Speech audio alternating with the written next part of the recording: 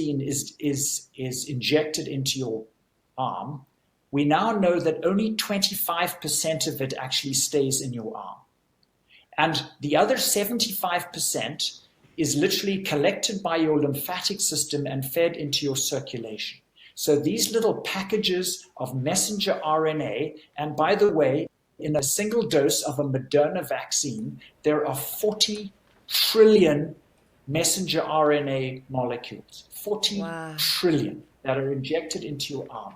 So 3/4 of these are taken, connected by the lymphatics. They go into your bloodstream in these little packages that are designed to be absorbed into a cell. But obviously, when something's in your circulation, the only cells that they're going to get absorbed into is the cells around your blood vessels. And the place where absorption happens is in the capillary networks. In other words, these are the tiniest vessels where the blood slows right down. These are tiny, tiny vessels. So these little packages of genes are absorbed into the cells around the blood vessels. That's the vascular endothelium. The packages open, the genes are released. Your body then gets to work reading these genes and manufacturing trillions and trillions of COVID spike proteins. Because even though you get 40 trillion genes, each gene can produce many, many COVID spike proteins. So, and the purpose of the spike proteins is that your body recognizes this as a foreign protein and will make antibodies against it so that you're then protected against COVID. That's the idea. But here's where the problem comes.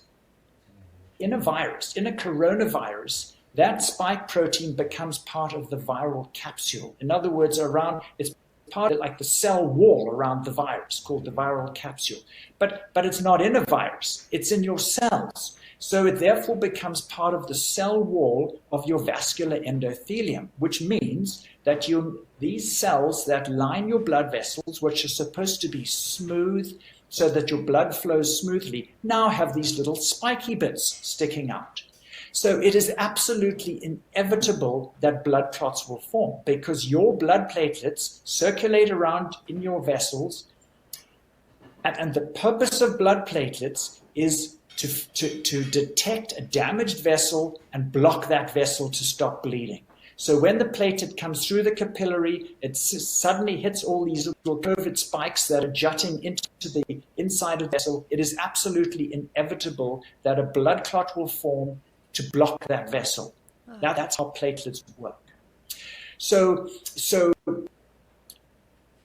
just as is absolutely predicted to cause cancer because it's full of carcinogens, these spike proteins will predictably cause blood clots because of where they're in your blood vessels. It is guaranteed. So Dr. Bogdi then said to me, the way to prove this is we need to do a blood test called a D-dimer test to find out if this is really happening. So, because the problem with the blood clots that we hear about through the media that they claim are very rare are the big blood clots. These are the ones that cause strokes and heart clots in your brain. Those are the ones that show up on CT scans and CT angiograms and MRIs. The clots I'm talking about are microscopic. These are tiny, they're literally on a capillary level, and they are scattered throughout your capillary network. So they are not going to show on any scan. They're just too small and too scattered.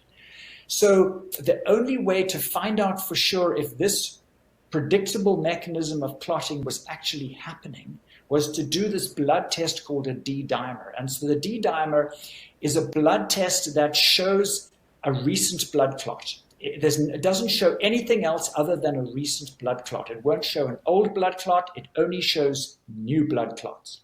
And so I have been now doing that on my patients, finding people who have recently had their COVID shot within the previous 7 days. It needs to be between 4 and 7 days, and doing a blood test on them called a D-dimer. And so I'm still trying to accumulate more information, but on the ones I have so far, 62% of them have evidence of clotting, which means that these blood clots are not rare. It means that the majority of people are getting blood clots that they have no idea that they're even having. So, Laura Lynn, the most alarming thing about this is that there are some parts of your body, like your heart and your brain and your spinal cord and your lungs, which cannot regenerate. When those tissues are damaged by blocked vessels, they are permanently damaged. So I now have six people in my medical practice with what we call reduced effort tolerance, which means that they just get out of breath much more easily than they used to. I have one fellow that used to walk to my office every week for an arthritis injection, who told me that he could walk 2 miles without any problem, and now after a quarter of a mile he is absolutely out of breath, and it has been like that for 5 months. So on the basis of this D-dimer test, which proves that the majority of people are clotting, these 6 people who now have reduced effort tolerance, literally what's happened to them is they've plugged up thousands of tiny capillaries in their lungs. And the terrifying thing about this is not just that these people are now short of breath and can't do what they used to be able to do, but once you block off a significant number of blood vessels through your lungs, your heart is now pumping against a much greater resistance to try and get the blood through your lungs. And the problem, so that causes a condition called pulmonary artery hypertension. It's literally like blood pressure, high blood pressure in your lungs, because the blood can't get through because so many of the vessels are blocked.